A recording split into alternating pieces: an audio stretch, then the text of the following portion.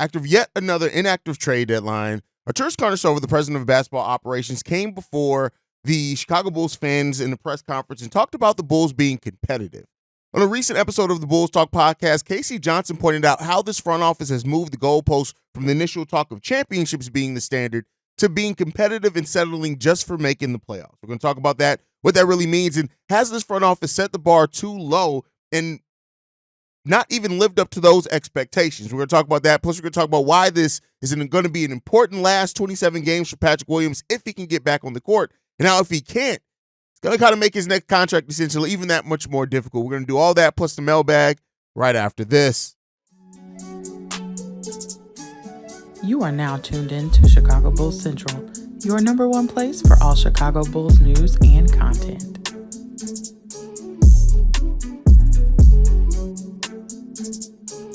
What's going on, Bulls fans? Welcome to another episode of Chicago Bulls Central, your number one spot for everything Chicago Bulls related. I'm the host there, Haize, but more importantly, you guys can follow the channel at Bulls Central Pod on every social media platform we happen to be on. With that being said, let's go ahead and get into this content for today. So, Casey Johnson on the recent Bulls Talk podcast, shout out to them and Tony Gill and what they do over there. He said this: I will say there's been some goalposts moving a little bit because when he got here talking about AK, the talk was championships. It's now shifted to playoffs, and a couple of years ago was making the second round. Now it's just getting in. But that's what he means by competitive. It's not just being in every game. It's making the playoff.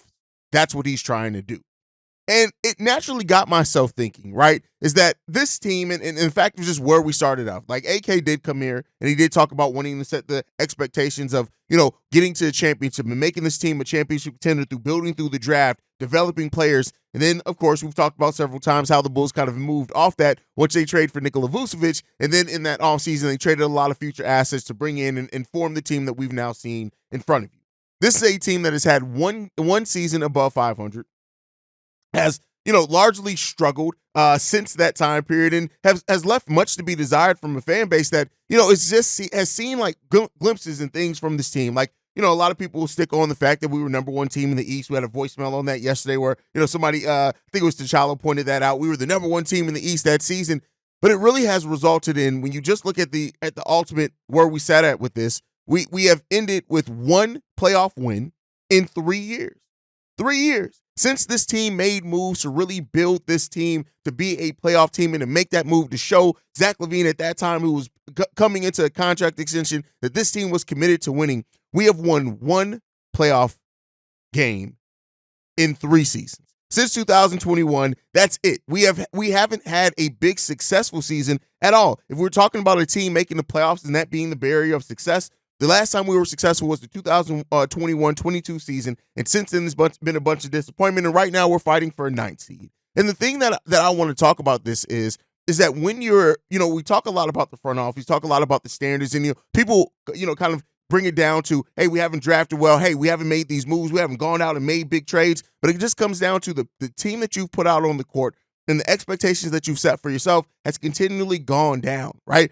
Every year, it's like we've gone down a step in a time period where, you were supposed to be building organically and we should have been rising every year. This Bulls team went for that immediate success, trying to get veterans in here. And Lonzo Ball, who, wasn't a veteran, was still a young player, but DeMar DeRozan, bringing him in, bringing Alex Caruso in, trading for Nikola Vucevic, right? Having this team that you then built and was trying to have some form of success. And I still say that team was never a team that was meant to contend. It was a team that was meant to compete, but we steadily fallen short of even that goal. And when you keep moving the goalposts on what your barrier and what your expectations are on the team, it makes sense that you're not going to hit those expectations, that you're not going to continue to rise and develop as a team. This team has bright spots. Kobe White has turned into a complete bright spot for the present and for the future of the Chicago Bulls. Ayo Dosunmu has done that as well. Patric Williams has showed bits of flashes before that the foot injury came in, and we'll talk about Patric Williams here in a second. But ultimately, it comes down to the people that are at the top, the front office, and I know people are going to say ownership.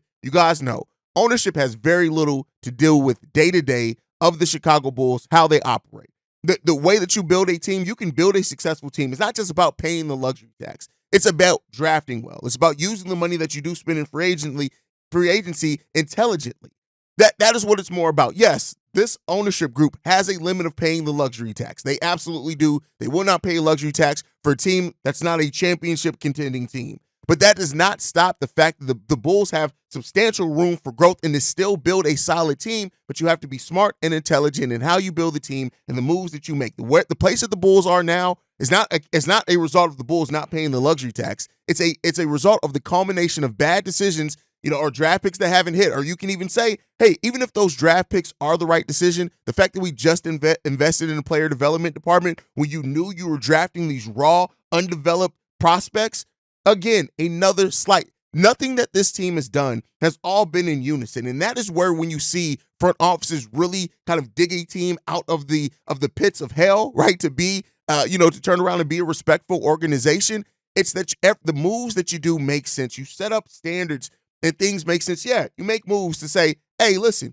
we got these veterans that we traded some assets for. We're going to ride this out. We're going to be making the playoffs until that time. We're competing for playoff spots. But let's make sure that the young players that we do have here, the draft picks that we do have in between the years that we've given up first-round picks, let's make sure that they have the best platform to develop their skills on them for us to get the most out of them and to help raise our ceiling as we go through, because we did give up draft assets. We just added that player development department last season. That should have been when you knew you were going to be drafting raw, when you knew, hey, listen, we got Patric Williams. He was a raw one. I get it. That was your first year here. You didn't know the direction you were going to take the team. But when you drafted Dalen Terry, that same offseason, it should have been, hey, it seems like, we're going to be drafting pretty low. We're going to be having outside of lottery picks. Let's go ahead and make sure that we get somebody in here to develop these guys. The fact that you didn't do that, right? And then on the top of it, like the cap situation that the Bulls face themselves in. Now, we've never been big free agent destinations. That's just, we've never signed huge free agents. We're always like a consolation prize to some teams. Like, for example, the Bulls struck out on, the Chris Bosh. We struck out on Chris Bosh, Dwayne Wade, LeBron James, Amari Stoudemire, who all were players that the Bulls were reportedly interested in. Then we ended up signing with Carlos Boozer, who came in and had 2 really good seasons for the Chicago Bulls before he fell off. But guess what? That team, we had a young Taj Gibson in the wings that by time Carlos was, we were ready to move off Carlos. We had Taj Gibson ready to step in there and be the starting power forward next to a Joakim Noah that, was limited, right? Wasn't modern like we look at power forwards and centers now. But guess what? They were two of the best front courts to have there, are players to have in the front court to have. They're two-way players that fought tough, that gave offense, that both can pass, fit in the team dynamic. This team has both suffered from bad decisions with your money, bad decisions with trades, not putting your draft picks in the best situation to where they develop their skills, to where now people are even doubting some of these guys being NBA prospects, which I think some of that's turning around now. Dalen Terry's flashing a little bit more. Again, very raw player. He's still basically playing on a rookie as far as number of minutes that most rookies play at his draft position. But it still comes down to this front office moving the goalpost. This front office not having the standard set of really what they want to do and accomplish. And it seems like they had a really good set, a plan coming in here. They had that plan. Let's bring in Lonzo. Let's trade for Vooch. Let's get DeMar here. We're going to bring Alex Caruso, somebody who has had that championship experience before, who can be really good, Swiss Army knife off the bench. We drafted Ayo Dosunmu, who could be another one of those guys. But then once that started crumbling down, Lonzo went down. Zach, injured as well over that time. Then, DeMar and Vooch have hit declines, and Zach now with a foot, and he's out for the season. He wants to be gone. The initial plan that this front office built, we have rebounded terribly. And when you set your standard as just making the playoffs, I'm sorry, that's not good enough. And that goes back to one of the things that I've talked about this play-in tournament, and not just with the Bulls. This play-in tournament, while it's good, it's added money, it's added revenue for teams and the league. It's made it a little bit, the end of the season race, a little bit that much more entertaining, because now you are actually fighting for some level of postseason play. But it's made these teams think that they are closer than what they are. And the Bulls are one of those teams that sit in there. And don't get me wrong, I love the Bulls roster. To a degree, pieces of the Bulls roster. I think that, with some changes, some added shooting, some things, we could be different. Like I said, we've played over 500 basketball since December, and that is something to say is a sign of positivity. But we are still sitting there fighting over a 9th seed, and this is what you're settling for as competitive? What are we really competing for? Because it's not titles. It's not playoff series wins. We're playing just to look at and say we made it to the dance, and then probably get our asses kicked in the first round, get eliminated, and be lucky to win one playoff game. Listen, I would love to be wrong about all this. I would love to be here in April and May talking to you guys about the Chicago Bulls playing meaningful basketball, but guess what? This front office has to have the standard and expectation set for themselves, right? Not just the expectations that you set for fans, not just the expectations you set for players? What are the expectations you set for yourself, AK? What are those expectations, Eversley? What are those expectations, Billy Donovan? Those are the expectations that matter the more because they are the guys that are making the decisions. Yes, they aren't on the basketball court, but they're the ones that put this unique roster and coaching staff together, and therefore you are responsible for the results, therefore, of. And so right now, the Chicago Bulls, listen, if the front office is settling just for being competitive, then guess what? We're going to have a tough few years of just having some fun basketball to watch at times, having some fun basketball and winning some big games and looking great at times, but is it going to be sustained? You have to set the standard first at the top to have that sustain. And again, like I said, I know a lot of people are going to go to ownership, and ownership does play a part. Don't get me wrong. I think they play a big part in Billy Donovan still being here. But as far as building the team, the day in and day out, that falls to one man and one man alone. That is Arturas Karnisovas. That is why that's his job. The Reinsdorfs aren't there every day they weren't telling AK to trade for Nikola Vucevic and to give up 2 first-round picks to do that. They didn't tell AK to go out and sign DeMar DeRozan and give up a first-round pick, even though I think that what we got out of DeMar has been good. I'm just saying they didn't do that. They did not do that. Jerry Reinsdorf steps in very specific situations. And other than that, they're hands off. This team that we see a result, therefore, of isn't just because of not paying the luxury tax. It's a series of bad decisions, shortcoming, lack of vision, and of course, circumstance. The injury to Lonzo Ball isn't anything that anybody could have forecasted. And before anybody gets started, well, he had injury before. This is a career-threatening injury. That is a much more drastic thing than even the injuries that Lonzo Ball has had over his career. He couldn't have forecasted it to be that bad. But one could say that there was some caution tape there in the injury history that Lonzo Ball had, and that's fair. This front office first, if they want to pull us out of this and truly want to build this organization and this team that they talk about, they're going to have to set the expectations higher for themselves first.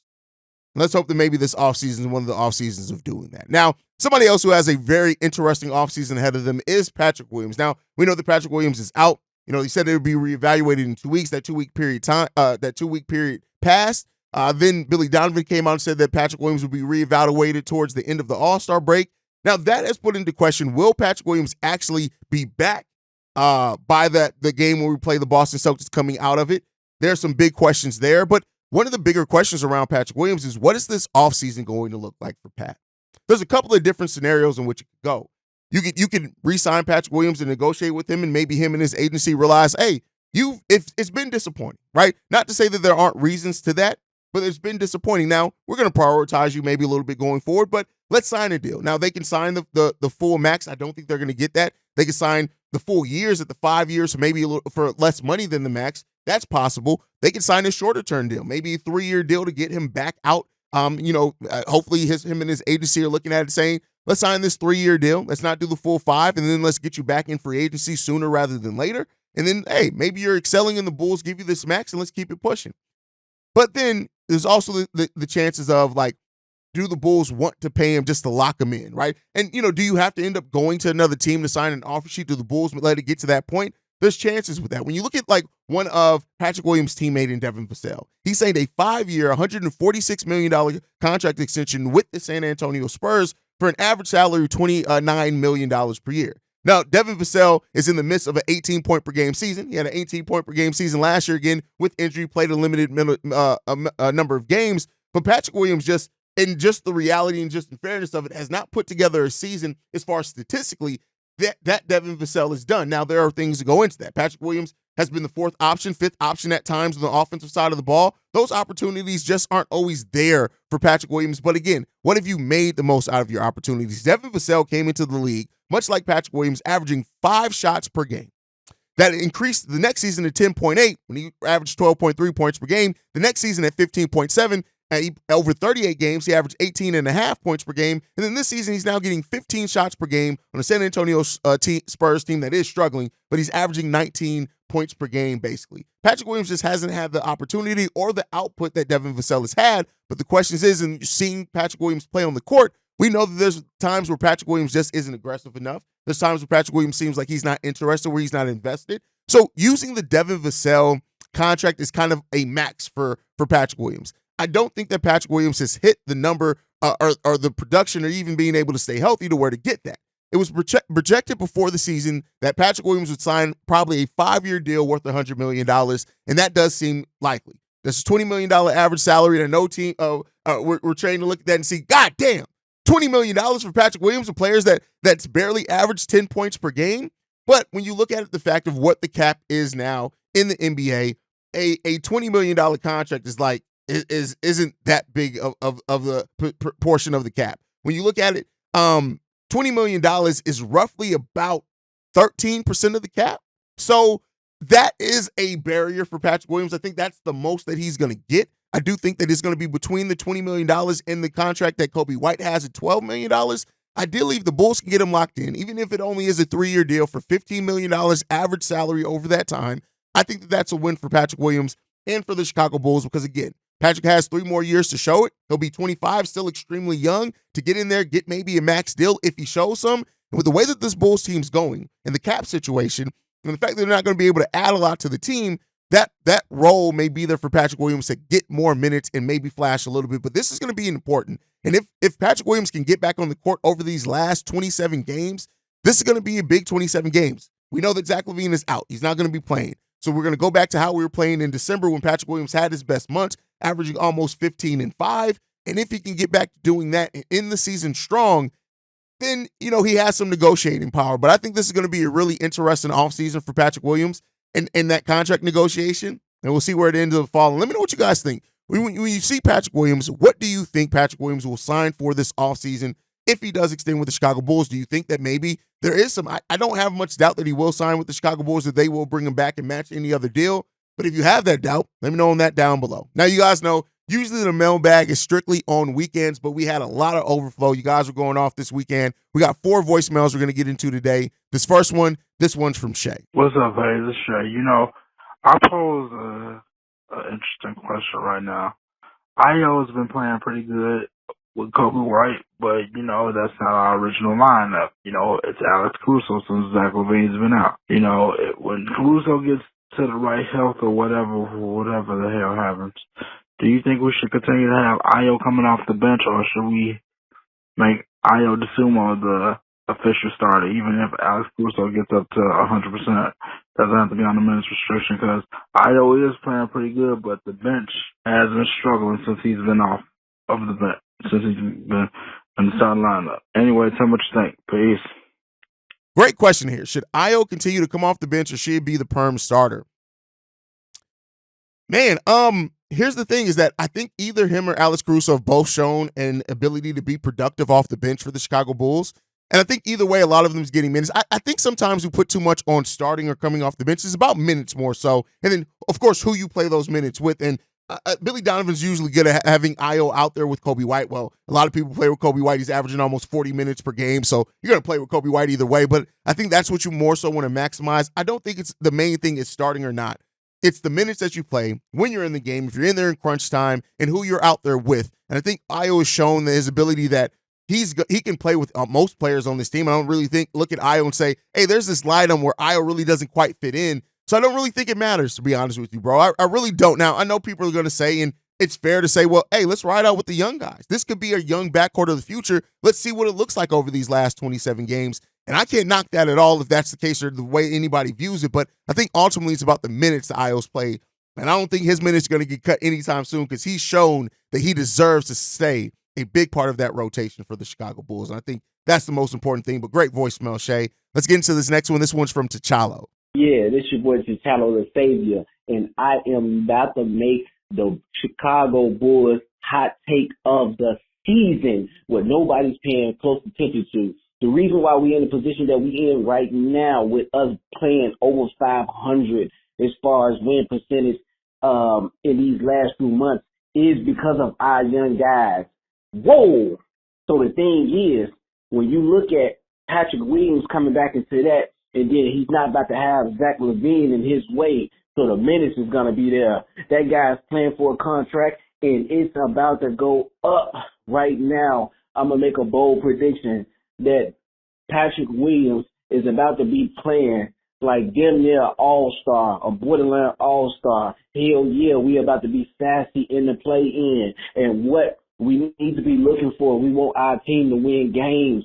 and eventually get into the playoffs. We know we're going to get put out, but we want to see what this young team could do. Our future core of Patric Williams, Kobe White, and Ayo Dosunmu. That's what I'm looking for. I'm looking for them to put up big numbers. I'm looking for them to cause disruption, problems. That's what I'm looking for. So we can know what to add in the off season next year. We know we need a big man. We know we need an unstoppable force. You know, somebody like Jalen Duran from the Pistons.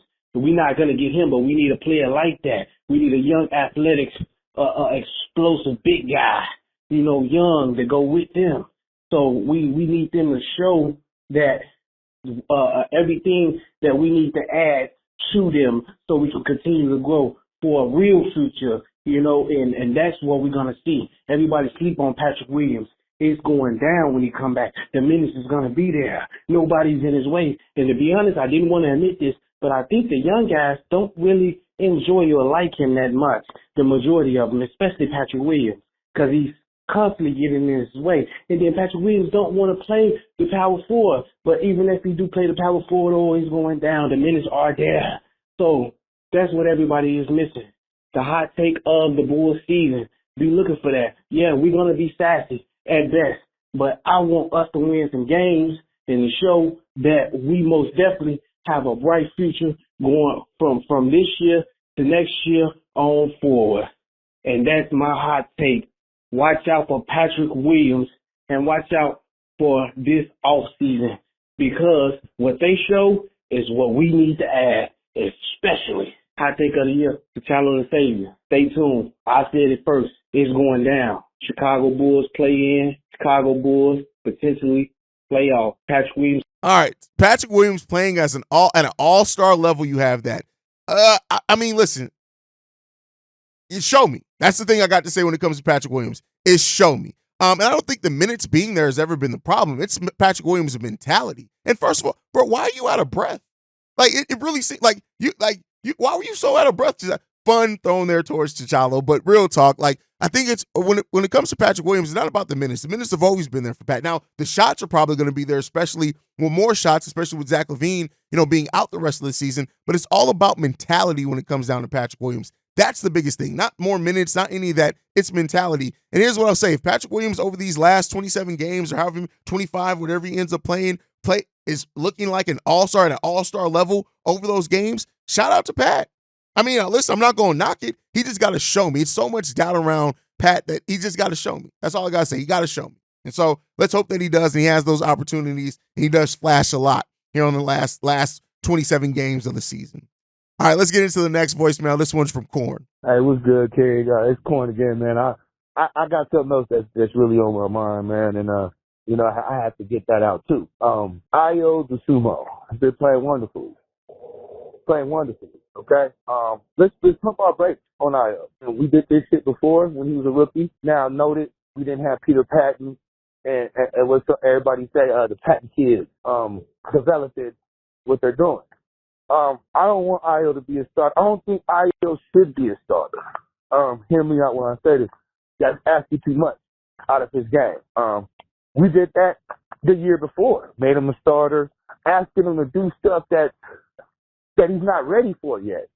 And I'm thinking that he's having a good year is because he's playing the way he usually plays, playing his style, and it's freely. He's playing freely without, any what's the word? Forget it right now. I got a brain fart with that. But Ayo is developing great. Let's just keep Ayo as Ayo. I don't want to turn Ayo into this starter and this, all that. No, that's asking too much out of him. Ayo just needs to play his game, which is a dual threat, a high defender, good shot when he want to shoot, when it's going in, of course, beautiful slasher, all that. But him being the starter, him and Kobe being in the background, as the back, the two, I don't like it at all. That's not going to go nowhere. I'm just going to be 100. That's not going to go nowhere. Now, can I be wrong? Fuck yeah, I could be wrong. But let's just truly pump our brakes on Ayo because, like I said, when we asked too much of Ayo last year, what happened? Everybody on here wanted to get rid of the kid. I was still on the bad line because I understand y'all asking him stuff that he's not normally and what he used to do.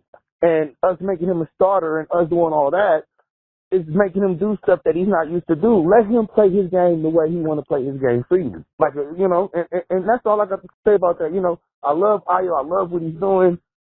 I don't see Ayo as a starter at all. I just see Ayo going in there off the bench, being a six man, being a role player, and just doing his job. And I think that's what Ayo want to be. Just to go in there and play his game the way he play freely.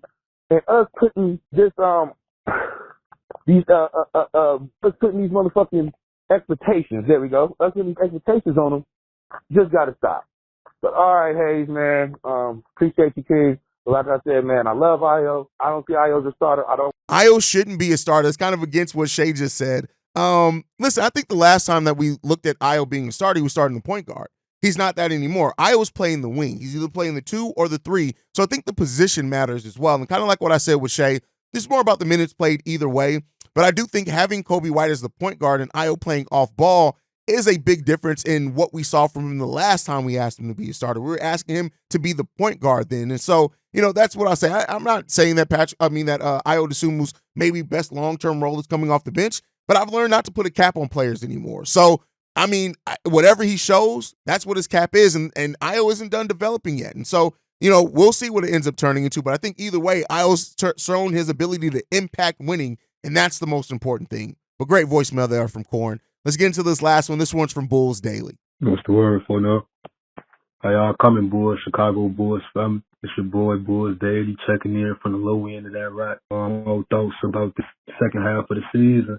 And just checking the schedule, man, Haize, man, it's finna get real ugly. You hear me, Shorty? It's finna get ugly, brother. Like, man, just coming out the All-Star game, our very first game is against the Boston Celtics. So that's just the first game. And like from February to like damn near the middle of March, we got hella hard games, like back to back to back to back. And I really don't see the Bulls winning majority of these games. Like, they might win the games against Indiana, but I still see Indy coming out on top at least most of them games. And it's crazy because all the good teams, we really haven't played for real the first half of the season. And now we about to play all the good teams the second half of the season. We played some good teams and mostly okay teams the first half, and we lost against all of them teams.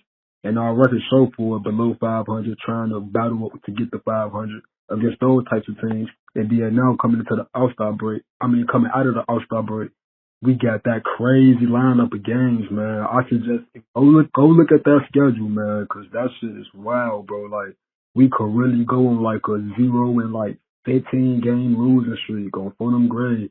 This shit gonna get ugly, bro. And even though I'm still going to be a diehard Bulls fan. I'm always going to be a diehard Bulls fan at the end of the day. But right now, man, I'm just not really fucking with this team. I ain't been watching no games. And I'm glad nobody was selected to be in the All-Star game, the Rising Challenge game. Well, maybe Ayo and Kobe could have made that. But the All-Star game, they don't deserve that shit, man. They playing like ass, bro. Like, real talk. They play like ass. Like, this team suck, Lord. Like, on some real shit. But that's all I wanted to say, man. Just, hey, Bulls Nation, let's get ready for the second half of the season, because I'm trying to tell you, it's finna get ugly. You know? It's finna get real ugly, gang. And we just gonna have to deal with that shit. So, it's your boy, Bulls Daddy, from the low end of that rack. I'm out of Yeah, the schedule's about to get ugly. The Bulls have the 17th hardest schedule remaining in the NBA. And while that doesn't sound amazing, out of the last 27 games that we have left, 12 of those games are against either playoff teams or play-in teams, and that is where you start seeing the Bulls, because let's just face it, in playoff atmosphere type games, the Bulls haven't fared the best. Now, we are the best clutch team in the NBA, you know, per the wins, and we play the most clutch games, but we got to be better, right? So from now to the end of the season, not just March is difficult, but from now to the end of the season, we got 2 games left against Boston, 1 game against Minnesota, 1 game against Cleveland. We got 2 games left against the Clippers, 1 game against Milwaukee, 3 games left against the New York Knicks, and we also have 1 game left against the Atlanta Hawks, which is also a play-in team. This is going to be a rough stretch. Now, when you look at easier matchups, we got 2 games left against the Pistons, 3 against the Washington Wizards, 1 against Portland, 1 against the Brooklyn Nets, and 1 against the Rockets, which still the Rockets could be a difficult matchup for us as well. The Bulls have a tough ending to this season. And, that strength of schedule thing goes up and down, so that'll change. Is the only thing to focus on. But here's what I'll say. I love that because I want to see the Bulls play tough competition. And listen, if the Bulls come out of that and they can still play 500 basketball, then that shows us that this team maybe is a little bit more competitive, per that buzzword, than what it looked like we were at the beginning of the season. I'm not one that shies away from difficult matchups. Now, travel is a little bit easier on the Bulls. They have more rest days than what they did at the beginning of the season. But at the end of the day, the games are the games. And the Bulls got to face who's in front of them.